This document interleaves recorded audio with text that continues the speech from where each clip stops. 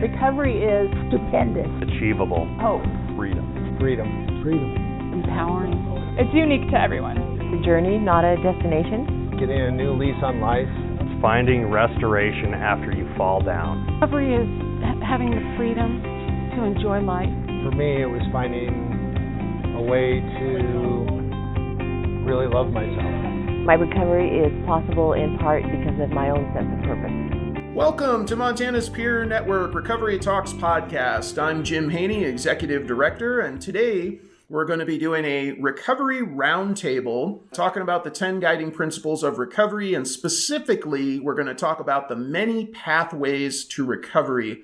I have two special guests here with me today. Introduce yourself. Hi, my name is Ashley McLean. I'm the Recovery Coach Supervisor for Montana's Peer Network.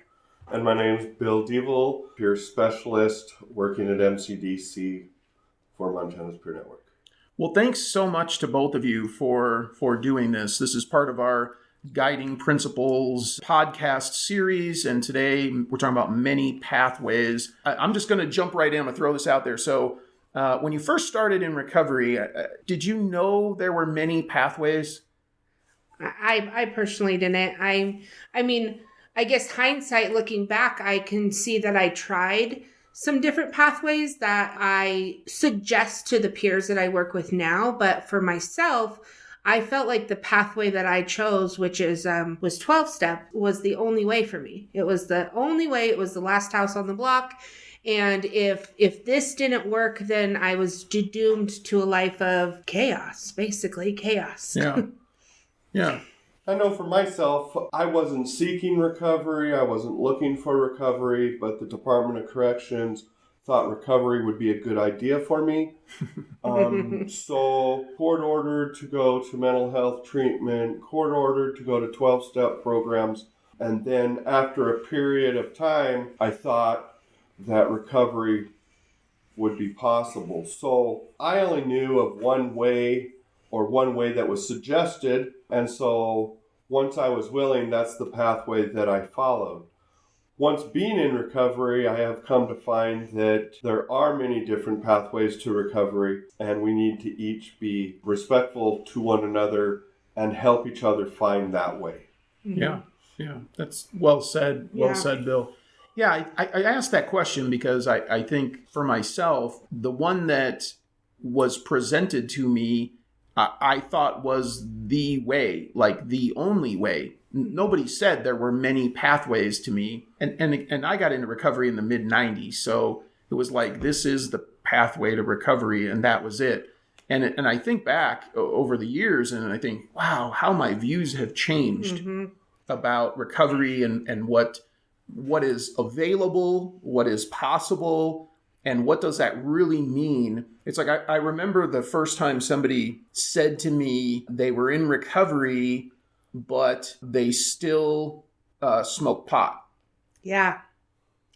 I mean, that was a no-brainer for me. Like, you're not in recovery. Yeah. And that's sort of the knee-jerk reaction. Knee-jerk is you're not in recovery then. And today, I too, like you, Jim, like my views have opened up to, that's a pathway, right? That's a moderation. Like if you were drinking a 12-pack, a day, and you now are moderating with, I'm just going to smoke a little weed, and your quality of life has improved. Like, does that mean you're not in recovery? Yeah. And today, I don't think that. And who am I to judge whether that's right for you or right? Like, who am I to say yes or no? And I think when I used to do a lot of peer support, I meet people who would tell me that, and I'm just using this as an example with the smoking pot, that it was better than the medication that they were being prescribed by their doctor.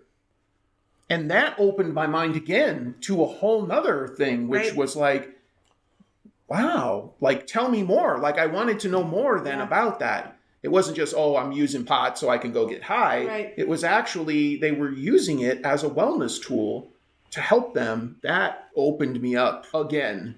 And, like I said, my idea, my thoughts about it have really changed over the years. I don't recommend that to people. That's not the pathway for me. But wow, different. It makes me start to think about kind of harm reduction too is, for somebody that's cutting, right? Like harm reduction is a path of recovery. Like, okay, I'm harming myself every day, and now I've reduced my harm to myself to like maybe once a week, right? Mm-hmm. And does that mean that I'm not in recovery because I've now reduced it, and that is a pathway to recovery, is reducing your harm in your life. Mm-hmm. I think for me that my view on recovery was narrow for a long, long time. But as I grew in my recovery, my pathways also had to grow as well. We evolved. So I know for me, 12 steps were the way to go. I had faith in it. I allowed it to develop in my life. And then I got to a point where I knew I needed more spirituality in my life. And the 12-step program developed my spirituality, allowed me to grow. But I knew for me, being honest with myself, I needed more of that so that I could continue to grow in my pathway to recovery. And so getting back to the pot thing a little bit, like Jim was saying, I know for me that absolutely wouldn't work for me. But for other people, we have to take into consideration where they are in their recovery, and smoking pot instead of drinking beer, or smoking pot instead of doing some other type of substance is a pathway to recovery if they're honest with themselves and they utilize it to improve the quality of their life. Because I think when we're in recovery and we're on a pathway, the whole goal is to be able to sustain and build relationships that are healthy. And if, like you were saying earlier, who's to say what people have to do? But as long as we're willing to support and help one another find that path, whatever that path might be, I think is important to be able to support one another in that. Well, I think it's also really important, like, to know, what those other paths are, even though maybe I'm not practicing them in my life, but just to know, like, this world is so much bigger. Like, I remember my sister, she's a licensed addictions counselor, and she would tell me in my early recovery that there's more ways to achieve recovery than just the way that you're doing, Ashley. And I would go toe to toe with her, and we would butt heads, and I would fight with her. Because you were like, no. And I was like, no, you're wrong.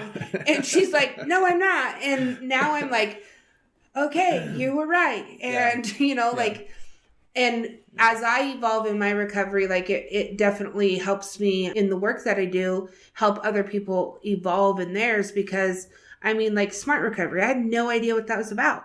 And that's a path, and it's really strength-based. It's a strength-based approach. Very much so. Rather than deficit-based. For me, I need to really focus on my deficits. But now as I evolve, like, I really want to focus on my strengths. You know what I mean? Like, and so that's a different path that if somebody's struggling in the path that they're currently in, you could do, right? And it doesn't mean that you failed in the other one. You just wasn't working for you. Yeah, I remember having this discovery early on in my recovery about spirituality, and it was really my therapist who had recommended to me to go to this forest preserve. So it was between my house and where I went to therapy. I was living in Chicago, and so you don't have a lot of open spaces, right? But there's this little forest preserve. So it's like 3 acres of trees, right? And there's a path through there.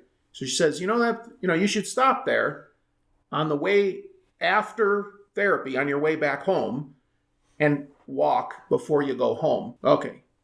So I walk this path. Okay, I'm done. I come back. Okay, I walk the path, and she's like, okay, just keep doing that for a while, And so it took a little bit, and one of the times I was out there, it's like, there's birds out here, there's squirrels, there's you start to notice things, right? You're moving outside yourself more, right? You start to see, then there's rabbits, and there's this starts evolving. Anyway, so I got tired of that path eventually. After you walk it a dozen times, you're like, yeah, okay, So then I find this state park, And so I go to the state park, and I can't remember how many miles that one was. It was longer, but it was now like 10 acres, right? So now it's bigger. And so one time I came around this curve, and there was a deer standing, a white-tailed deer, right in the path. It was kind of eating the grass. And just the way the path was, neither one of us saw each other till we were really close. Mm. So the deer looks at me, and I look at the deer, and the deer looks at me, and I look at the deer, and then the deer just starts eating the grass again. And I went, the deer doesn't give a shit that I'm like all fucked up. Yeah. Like the deer doesn't care, you know? Yeah. And so it was like, oh wow, there's a place here for me Yeah. in this, I called it wilderness, but you know, living in Montana now, like it wasn't really wilderness, right? But in, It's as good as you in, can in get, this right? forest, Yeah. the deer don't care. And so I just walked around the deer and I just kept walking, you know? But that was a big moment for me because when I did move out here, right? Like I went through this whole sort of journey over the next handful of years. When I did move out here and I came out to a place like Yellowstone and I stood in front of a herd of 200 elk, I had that same experience. And it was like, oh, wow, this is a place for me. These animals don't care. You're just a person and you're not harming them and they're not going to harm you. And like that opened up that spiritual world for Absolutely. me because I couldn't get it through 12-step. It pissed me off. Yeah. God and the right, like it just that worked on me because I just wasn't in the place to Right. to be accepting of that. So my way kind of went through the outdoors, awakening that spirituality in me. And that became a big part, and still is today, of my recovery. But I think about how that is lacking a lot today in treatment programs. We don't think of that, how powerful something like that could be. Right. I think bringing up treatment programs is if you want to get help in one of these treatment programs, it's basically like there's no voice or Right. choice Right. in the way Right. that it's going to work. And I think that goes for substance abuse and mental health. Like it's their way or the highway, and Right. you don't really have the freedom to explore or even say with being taken seriously, like, hey, this isn't working for me. Right. You know what I mean? Like Right. this, You're non-compliant. that then. you're non-compliant or you're against medical advice. Right. And Right. you know what I mean? Like this is not working for me. You know, that's one thing I think about, you know, the lifestyle change that recovery brings is like, now that I'm adopting this as a lifestyle, like I have the choice, I have the voice to be like, okay, this piece isn't working. Like I'm going to do something else. Right. And knowing that there's so many pathways to kind of pick and choose to make my own is kind of cool. One of the things that I enjoy the further down the path of recovery that I get is that I get to see other pathways than the ones that I've chosen for myself. Mm-hmm. And choosing to be open-minded and willing to listen to those different pathways gives me the opportunity to be able to integrate some of those thoughts and those ideas that they're using that are helping them. Maybe not all of their thoughts and ideas of what they're able to utilize in helping their recovery, but I can pick and choose those that are going to work for me, and I can adapt it and put it into my own recovery routine. Right. That's going to help me stay more grounded and stay more connected to recovery. Yeah. Absolutely. Yeah. Like, wouldn't it be cool if there was some way, like, you know, when a person is kind of early in recovery it's like if you could lay a deck of cards out in front of them and each card represents a different sort of pathway that somebody could choose from and experiment. I think back through my life how there were times where I learned about different things for a while and then you just sort of move in a different direction, or maybe you stay with it and you pick up some of those things and they have good value and meaning in my life, and you can discard them and you can pick them back up again and sort of just meander your way through it. That notion of, well, this is the way, and if you're not doing it this way, you're non-compliant. I mean, I've shared this many times in telling my recovery story, being being told because I'm co-occurring, so in the SUD center, I mean, I had to sign a thing that said I wouldn't talk about my mental health. And when I'm at the mental health center, I'm not to be talking about my addiction stuff. And Right. like it was so separated 25 years ago, right? And it was now, like, me being co-occurring also myself, like, it is so directly related to each other. yeah, I mean, they're integrated. And, Yeah. and even back then, when they were saying that to me, I knew that wasn't right. Even back then, I knew it wasn't right. I knew they were connected together. But yet, here's these professionals saying, well, I mean, I totally remember this. They called me into the office and told me I couldn't talk about my suicide attempts at the SUD center. They made me sign a thing, and they had my counselor there. They had the director there. It was a big deal. They were going to kick me out of the program. And it was like, okay, I guess. I mean, I signed it because it's like, otherwise you can't go to the program. But they were so integrated into one another. And it really wasn't until I began addressing both that I really could make progress, in my recovery. But Absolutely. that separation, I hope, has passed, I think. But I still come across programs in the work I do with MPN. I still come across programs who only address one or the other. Yeah, I know for myself that, so I was court ordered to do mental health treatment and chemical dependency. And, at the time, I'm like, whatever, I'll just do what I have to do to get off paper so I can do what I want. But once I was doing mental health, and then once I was doing chemical dependency, and I came to a point where I wanted to apply what I was learning, because it took a while for me to become willing to buy in to what was being suggested to me.